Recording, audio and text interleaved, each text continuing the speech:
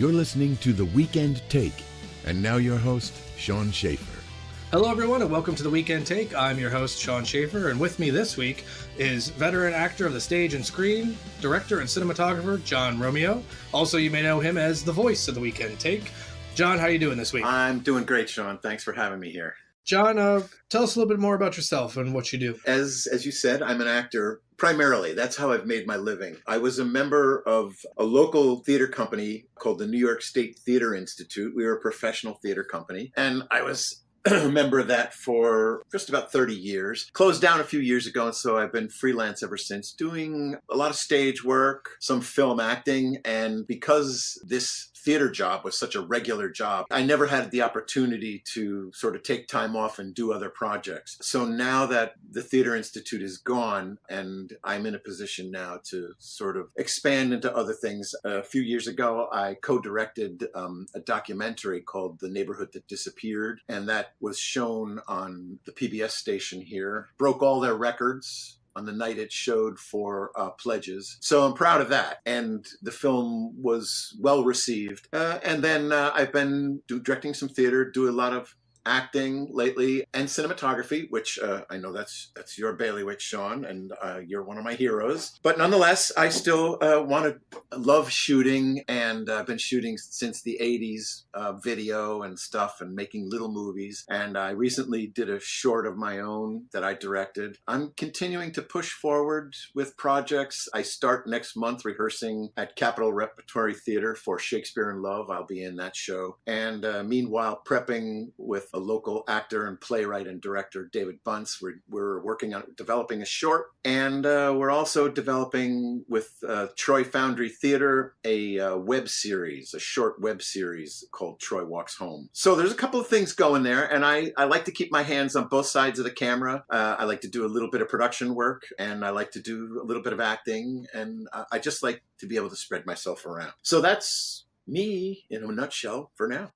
All right. And regular listeners of the show may also recognize you as the voice of The Weekend Take, providing our countdown and our segues. That's another one of the talents you have, is as a voiceover artist. True. And actually, I should have mentioned that because I do a lot of voiceover work, which is great. You know, you can do it in your pajamas. You don't have to get dressed. You can be a slob. You can smell. You know, you don't have to be anything. You don't have to shave. You don't have to comb your hair. You don't have to brush your teeth. You can just go in and rip and read. And sometimes I don't even have to go in. I can sit in my pajamas and do it at my computer. But the voiceover work is something I love doing. It's great fun. All right. Well, great. So, John, as an actor with as many years experience as you have, and this is a tough question because you said you like being an actor and spreading your wings in that, and you've spent as much time as you have on stage. Yeah. Do you have a preference of stage versus screen as an actor? Well, nowadays, I do like doing film work a little bit more. I've done so much stage work over the years. You know, I've been acting on stage since the 70s. So I've done a lot of stuff on stage. And I just find that film work, because it's a different style of acting, it sort of makes you flex different muscles creatively. I'm enjoying film work. There's not as much around, and because I'm SAG, I'm limited to what I can legally do, projects I can get involved with. You're supposed to work under contracts, as I do with my theater acting. So I have to try to pick and choose my projects acting wise. But acting in film, I want to do more of, and I want to explore more of. So now, looking over the years you've spent on stage, a couple of questions stem from that. First off, is what's your favorite piece to either be in or to see? Like, if you could attend any production of any play, what would it be? Well, if I could see any play, that's a tough one. I'm partial to Shakespeare. I do a lot of Shakespeare. So to me, any good production of Shakespeare, you know, give me a Romeo and Juliet. And it has nothing to do with the name, other than I just think it's just one of the most beautifully romantic, wildly romantic plays. And that's a show that I've done 3 or 4 times over the years, but the last production I did of it was one of my favorite times doing it. And for you Shakespeare experts out there, know that I played Friar Lawrence and the nurse, who one is male, obviously Friar Lawrence is male, and the nurse is played generally as a female. And in one particular scene, they have a scene together, and I had to play both parts. How did that work? Well, I'd like to say, I think it worked very well. It was a concern of mine. How would we do this transformation on stage where I'm talking one way as playing this one character, and then I have to respond as the other character. And what we found was it was a combination meeting with the costume designer and also with the director and myself of a way of designing a costume that if I turned upstage, just to like do a small turn upstage, I could open the costume and there would be this other suggestion underneath of the other character. So I literally would be, as Friar Lawrence, I would talk to the nurse, place her in a place on stage, and then I would speak to her, and then I would take a breath, and as I walked over to get into her place, I would undo this sort of robe that I had, and there was this piece underneath that we had already recognized as the nurse. And then there's a slight change of the physical quality and then a little vocal change. I didn't play a woman. I just found a more feminine side of myself. And because of that little thing of transitioning on stage, it was an experiment and it was a risk. And it was a risk that paid off. And when you can take risks and they pay off, those are really, really important moments. And so that particular moment of achieving that, to have the audience go, you know what? I totally believe both characters. That's like, thank you very much. That's all I needed to do. So I guess Romeo and Juliet really is where I'm going to end up with both, to answer both of those questions. It's a play I love seeing and when it's well done, and it's probably one of the strongest performances that I feel I've accomplished something I set out to do. I guess then, is that also, I guess, your favorite of the roles that you've played on stage, or do you have... No, it's not. That's one of my favorite moments on stage. My favorite roles, there's so many. There's so many difficult.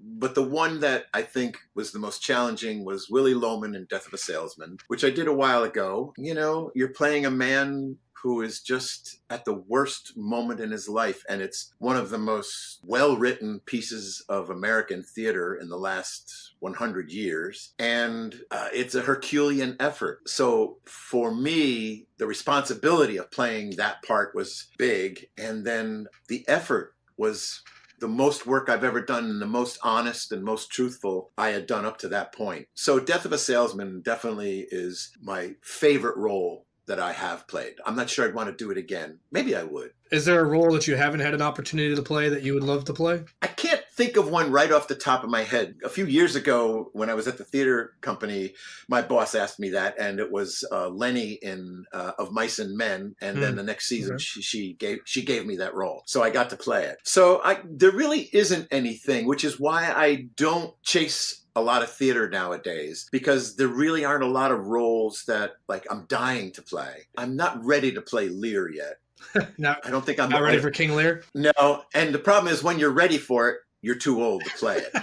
But so you got to find a happy medium. I'm probably getting close to where I could play it. I'm not sure that the opportunity is there for me. It's not a play done a lot. Yeah, no, that would be like one of the only ones right off the top of my head that I haven't that would be worth a shot. In the years that you've been doing this, what's the best advice that you've been given? The best advice that I've been given? I'm not sure I've been given a lot of good advice.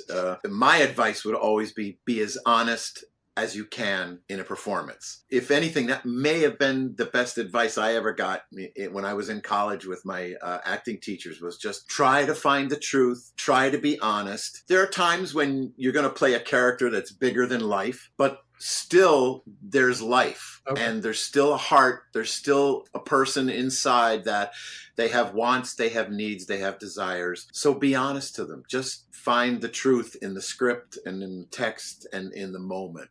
Find the truth. That's my advice. Yeah, stop acting. Stop acting. Just be there. Be on stage. Live the moment.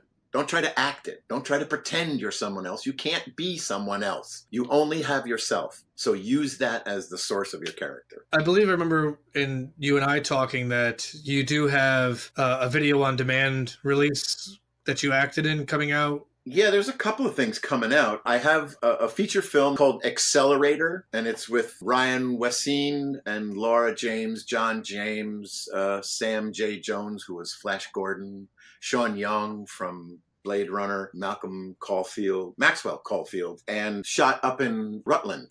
for the most part. And that's coming out. That's the biggest thing. And I had a pretty good role in that. So I did get to see the movie, and I wasn't embarrassed. You have some works, both your own as a short film and your contributions to a larger project coming soon as well, yes? Yes. Well, my short film, I didn't DP that. That was Lakota Ruby Eck. I wanted to concentrate on directing. But I did shoot a sizzle reel for a project called Hell's Acres, which I really like what I shot for that. I was really proud of that work. And John Holzer, who is a filmmaker, has been working for the past year on a project, which I guess is now a feature film, and it's called Who Killed Hazel Drew? The Twin Peaks Mystery. And what I saw of just rough pieces of that stuff, I'm very happy with that. So where can people check out what you're up to? I know you said you're doing Shakespeare in Love. That's for Capital Rep, correct, here in Albany? Correct. The one thing I am bad at is social media. There's a problem when you're a very private person and you have certain things that are public that you have to do. And I'm always at a loss of posting stuff about me. I always feel uncomfortable. But John Romeo on Facebook, or I do have a production company called Fat Actor Productions, spelled Phatakter, because I used to be a really big fat actor.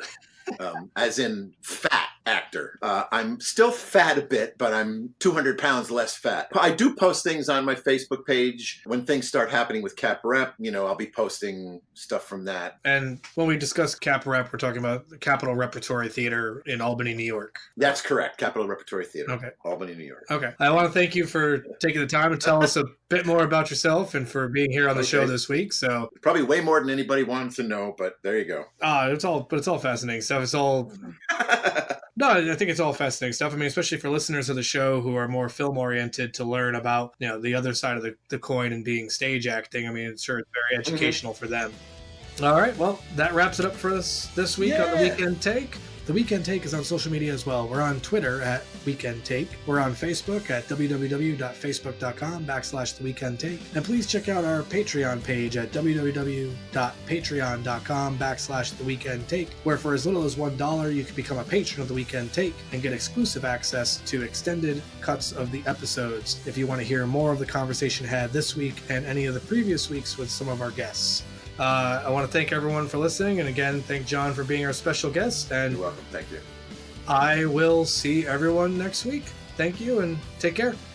You've been listening to The Weekend Take. Be sure to subscribe on iTunes and Google Play, and follow us on Facebook and Twitter. Visit our Patreon page to become a patron of The Weekend Take, and for as little as $1, you'll receive exclusive content and perks.